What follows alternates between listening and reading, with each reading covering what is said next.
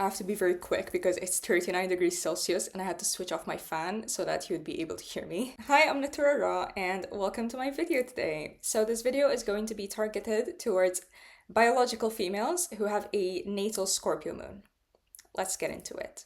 So if you have a Scorpio moon, when you are on your period, when you are menstruating, you will be dealing with a lot of law things. So signing contracts, signing leases, contracts in regards to buying a big purchase, a car, a house, legalities, going to lawyers, having court cases, anything that has to do with the law you will deal with when you are on your period. Always. Always. Every time you start a new job and you have to sign the contract, you will be on your period. Every time you're visiting the law, going a court case, whatever is going on legally when it comes to signing a contract, you will be on your period. It's either you get your period or you are going to get your period in a few days. Always. This always happens from my observation. And I viewed this a lot in myself because I'm a Scorpio moon, okay? And I've also viewed this in other women in my life who have a Scorpio moon.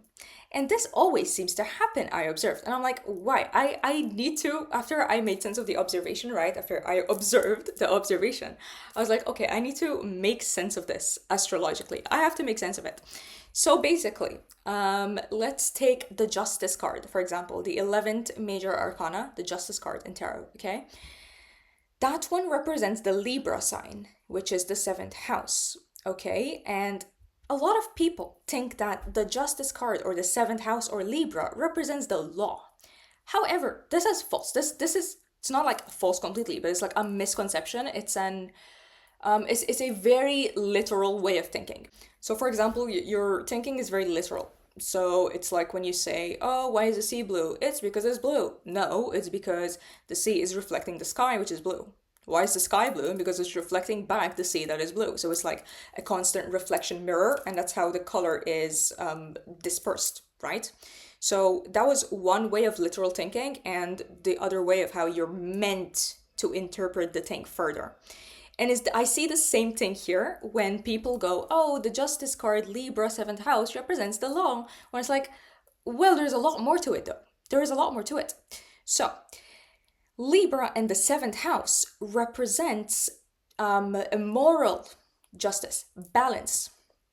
Moral balance and back and forth between two people, okay? That's what it represents. So a relationship, a balanced, secure attachment relationship, or a karmic toxic relationship. You are solving your karma through an unhealthy relationship. You're balancing out your karma. You see, it's moral justice. Now, the 8th house, Scorpio, the Death card, okay? That represents real estate, houses, buying a car, these big financial breakthroughs, big spending, okay? Down payments. And also, it represents signing contracts. Literally, grabbing a pen and signing your name onto a paper that has legal viability, what do you call it? Legal availability. You know what I'm trying to say, right? That. And actually, the proper actual sign that represents the law, the rules of the written law, is Sagittarius, the 9th house. Okay? So it's these 3 signs and houses in the birth chart which represent the concept of the law. It's not only Libra, 7th house, justice, whatever, and that's that, because we read the card, it says justice, so it's that. No, you have to think more openly. You have to see what things truly represent and the card and the sign's relationship with its nearing partners, right? You're not only alone in a job, you have colleagues. So, okay, you're all doing the same job, but one person might specialize better in this area of the job. It's kind of like that. That is how I view these 3 signs when it comes to this concept of the law and contract and signing and justice system and etc., etc. I need to like sit properly with my back because it's not comfortable. I always have these like weird uncomfortabilities with my back. Okay. Yes. Yes, we can do that. Let me put my laptop down.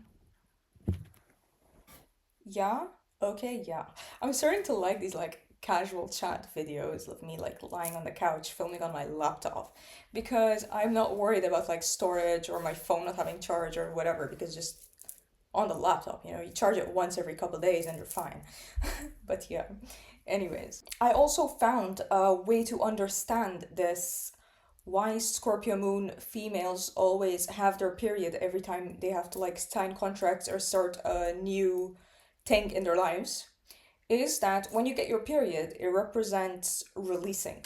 You are releasing out of something, out of yourself, out of your karma, out of your life. You are um, mm, re- mm, reconciling, rekindling. You are wrapping up, let's say. You're wrapping up a particular karma.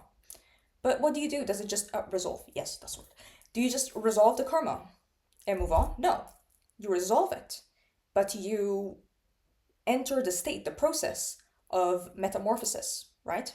You are opening your womb, literally, to rebirth something new out of what you leave out of yourself, right? So you're ripping out the blood of your uterus in order to make way for a new egg to come in, right? We got there. Okay.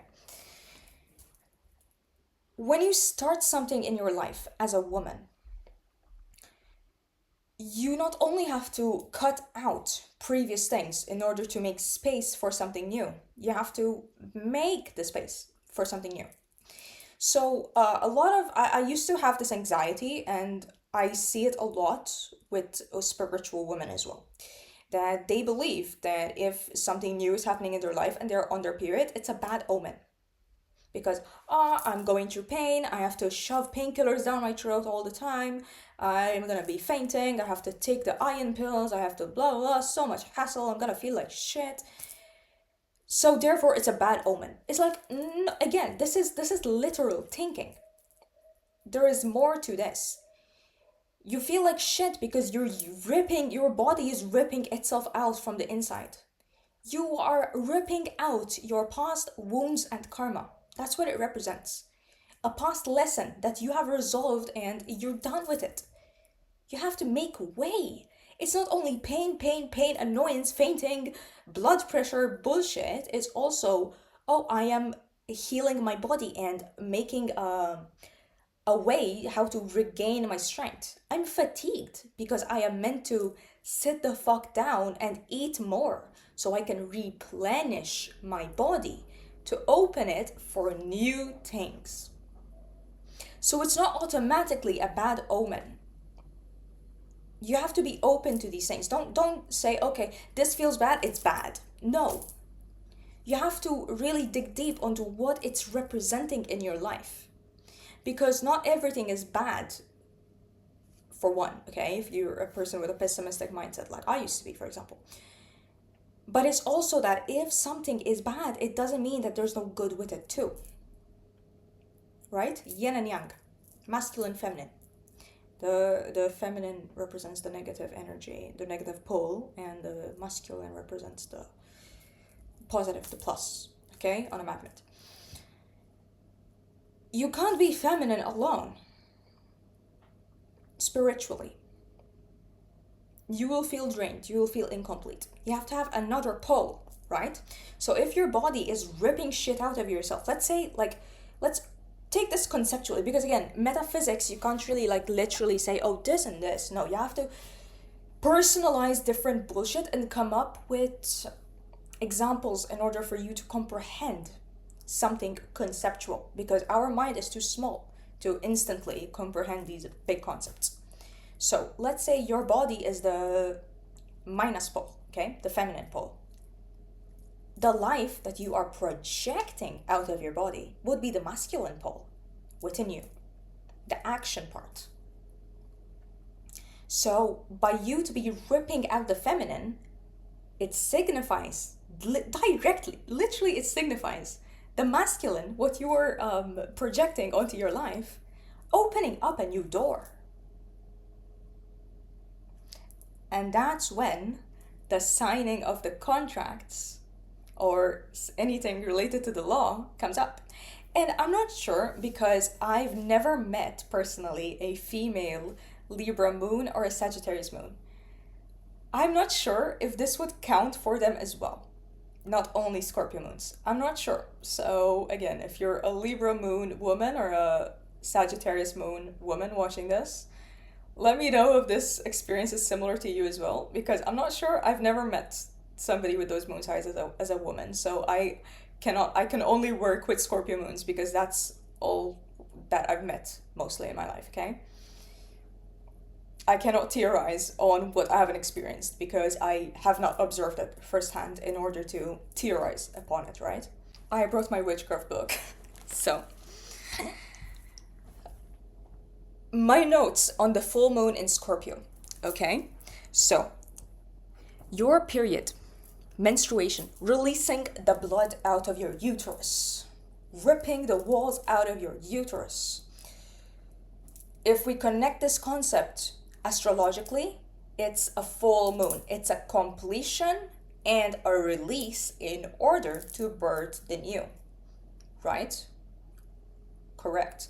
So the Scorpio full moon has a focus on the root chakra. Now, what did I just say? What was this video about, okay? When you have your period as a Scorpio moon, you are releasing the blood out of your root chakra, right? The south pole of your pelvis, the root chakra. So your uterus itself is the sacral chakra, but your genitals would be the root chakra, because let me give you a map on my body. It's on a different place in your body, right? So the uterus is here and your genitals are around here. So you are releasing downwards, and this would be the south pole of the pelvis. That's the dress I wasn't actually pointing. I'm showing you a general map, okay? Good. For some weirdos fucking try something. So you are releasing out of your root chakra in order to rebirth something new in the root chakra. And what does the root chakra represent?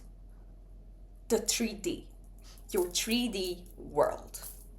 As well, full moon in the 8th house would have a focus on the root and the sacral chakra. So again, everything I just said, it counts again. So when a full moon occurs in the 8th house of your birth chart, which is symbolic to having a full moon in Scorpio transit as a Scorpio moon, which is symbolic to getting your period, this moon elevates the intensity within your sex life and your finances. What would signing contracts be? Finances. Your period represents your sex life, I guess, because it's in regards to your genitals, where the blood's coming out, right? Okay. So the 8th house would also intensify the time to pay off your debts. And also, regarding, how do I explain this one? Reflection upon how much compensation you're giving in your work, in your career. Does this all make sense so far? I hope it does, because that's the video done and I have nothing else to say. Ciao, ciao. Have a great day, night, evening, morning, whatever it is, wherever you are in the world. I hope that you are not boiling in 39 degrees Celsius just like I am over here. And if you are, I get you, bro. I really get you. It's really hard to keep this makeup from melting off of my face like 8 hours after I put it on. But I have managed. With 4 different touch-ups, I have managed. Alright, ciao, ciao. I love you. I'll be back soon. Bye-bye.